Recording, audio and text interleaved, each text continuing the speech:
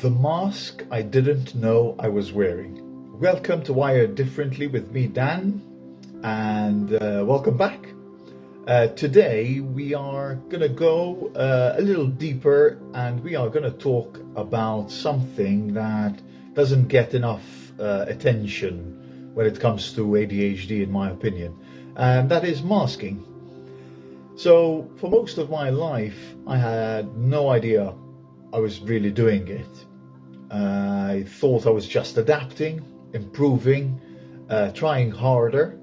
What I didn't realize was that I built an identity around coping. And coping can look a little like confidence sometimes. So let's dive right in. What is masking? Masking is when someone hides part of themselves to fit the environment they're in. It can be subtle, carefully choosing words, for example, holding back reactions, studying how others behave and mirroring it, essentially. Over time, it becomes automatic. From the outside, everything looks steady. Inside, however, it's constant calibration. Now, if I look back from a career perspective, for example, in film production, that mask blended in perfectly because you had fast decisions, high pressure, chaos everywhere, if you will. So intensity was kind of rewarded. So the rapid thinking was valued at the time, and the hyper focus looked like commitment. However, what no one would question it really, because it's not visible. But when the day ended and the set went quiet, the mind didn't. There was no switch off, essentially.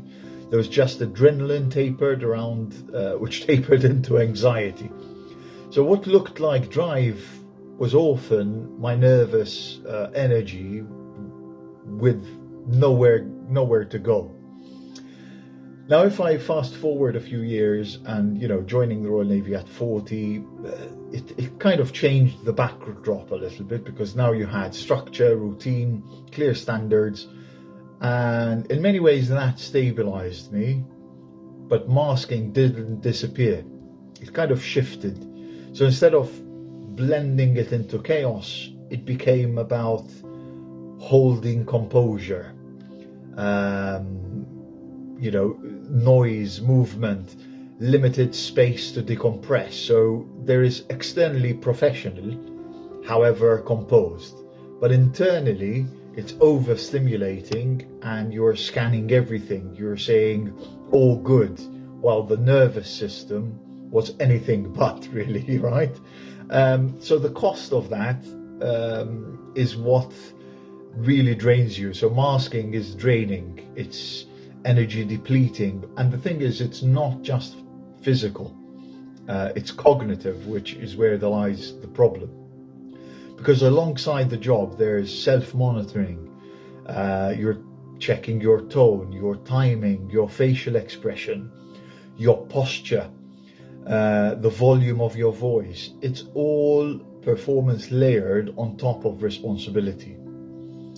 Now that's manageable for a while, then it becomes exhaustion. For me, that exhaustion is real, and it showed up as anxiety, periods of low mood, loneliness, questioning my own abilities and consistency.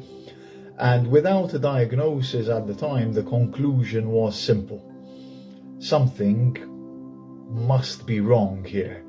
And you start questioning yourself, and you say, something's wrong with me, I'm broken, etc., etc.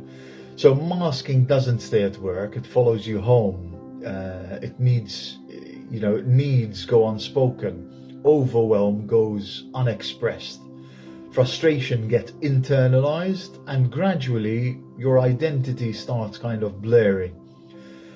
So the realization is, after decades of adapting, it becomes difficult to tell what's authentic and what's protective, right? So that's quite a quiet cost that we go through, if you will.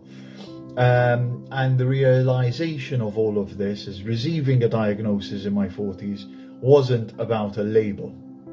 It was clarity, because now it reframed decades of confusion, and instead of inconsistent, there was context, and instead of too much, there was now wiring. How am I wired differently? So masking essentially is not weakness, it was survival. But survival mode isn't sustainable long term. So how do we grow? How do we shift from that to a goal which isn't to strip away all adaptation? So we all adjust socially, right? The difference is awareness. For me, this is a big one here. Recognizing when energy is dipping, knowing when space is needed, understanding which environments regulate and which ones essentially overload. So that changes how decisions are made, professionally, personally, and long term. So I guess to conclude, I would say this: if this resonates in life and has felt heavier for those that have ADHD, then it looks from the outside that it might not be a flaw, it might be effort that's gone unseen. This is wired differently, learning what stays, letting go of what drains.